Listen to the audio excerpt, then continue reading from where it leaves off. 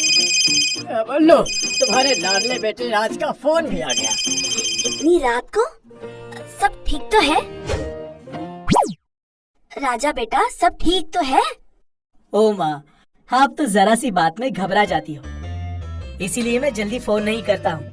आज तो ये बताने के लिए फोन किया कि मेरी पुलिस की ट्रेनिंग बस एंड पर है। कुछ दिनों में मेरी पोस्टिंग का ऑर्डर आ जाएगा। वाह बेटे, खूब अच्छे से ड्यूटी बजाकर तुम्हें जल्दी से कमिश्नर की पोस्ट तक पहुंचना है। ओके बेटा, बाय, गुड नाइट। अपना ख्याल रखना बेटा।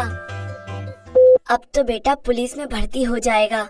अब तो चोरी करना छोड़ दो। कहीं पकड़े गए तो पुलिस डिपार्टमेंट में उसकी भी बेइज्जती हो जाएगी। अरे शिल्पा, भर्ती तो हो जाने दो, छोड़ दूंगा। अभी तो इस महीने उसे और भी खर्चा भेजना है। और चोर होकर भी एक जिम्मेदार बाप की तरह मनोहर अपना फर्ज निभाता है। एक रात को वो सोया रहता है कि अचानक उसके दरवाजे पर ठक ठक होती है। बीवी दरवाजा खोलती है तो सामने पुलिस इंस्पेक्टर को देखकर चौंक जाती है। मिस्टर मनोहर घर पर है? हाँ जी, सो रहे हैं। तो उठाओ उसे, कहो इंस्पेक्टर साहब आए हैं। अजी उठिए, कोई इंस्पेक्टर साहब आए हैं, बुला रहे हैं। कितनी बार कहा था ये काम छोड़ दो, नहीं छोड़ा। अब देखो आ गया ना पुलिस इंस्पेक्टर पकड़ने। चुप रहो, कहीं उसने सुन लिया तो। मैं देखता हूँ। कहिए। मैं तुम्हें पहचान गया। क्या तुमने मुझे नहीं पहचाना? जी नहीं। और तुमने? मैं तो घर से बहुत कम बाहर जाती हूँ। अगर आपको देखा भी होगा तो नहीं पहचान पाऊंगी। झूठ मत बोलो, तुम दोनों पहचानते हो मुझे। अरे नहीं पहचानते हैं बाबा। अच्छा, अब ध्यान से देखो, पहचानते हो या नहीं? अरे राज बेटा, कितना डरा दिया था बेटा।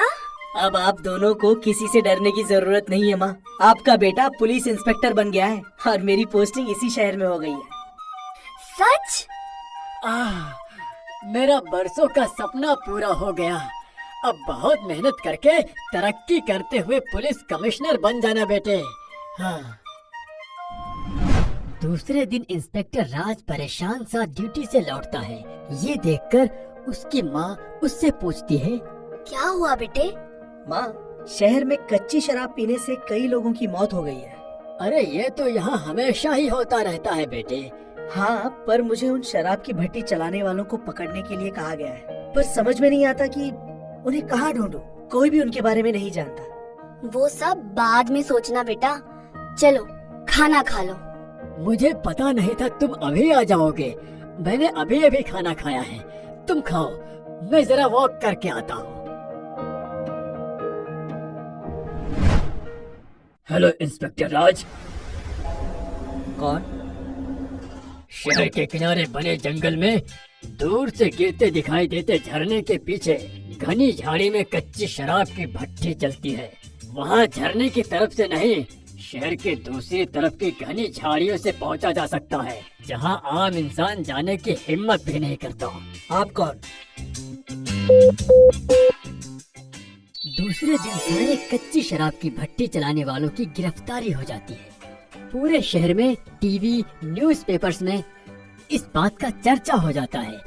उसके घर आते ही माँ कहती है, वाह बेटा, तूने तो कमाल कर दिखाया। पूरे दिन सभी तेरी तारीफ करते रहे कि इतने छुपी तरीके से बरसों से चल रही भट्टी का पता इंस्पेक्टर को कैसे चला। उसके बारे में तो उसमें काम करने वालों के सिवा और कोई जानता ही नहीं था। अरे कैसे भी चला होगा, हमारे बेटे ने कर दिखाया ना। उसकी खुशी मनाओ, क्यों बेटे? हाँ बाबू, और आपको तो पता है माँ, मेरी काबिलियत देखकर मुझे शहर में होने वाले डायमंड की प्रदर्शनी की सुरक्षा का भार सौंपा गया है।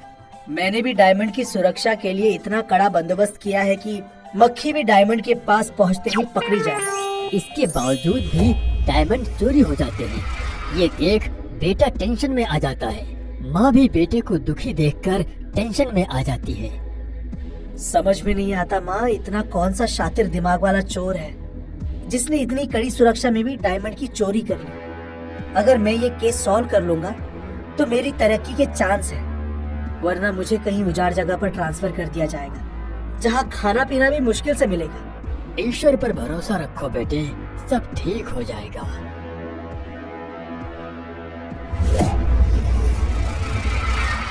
पूरे शहर में एक सिंघानिया ही ऐसा सफेद पोश दिमाग वाला शातिर चोर है जो ये डायमंड चुरा सकता है, मगर कोई उसके बारे में जानता नहीं है, तो वो बिंदास रहता है। उसके घर में रेड करो, बेसमेंट में भी।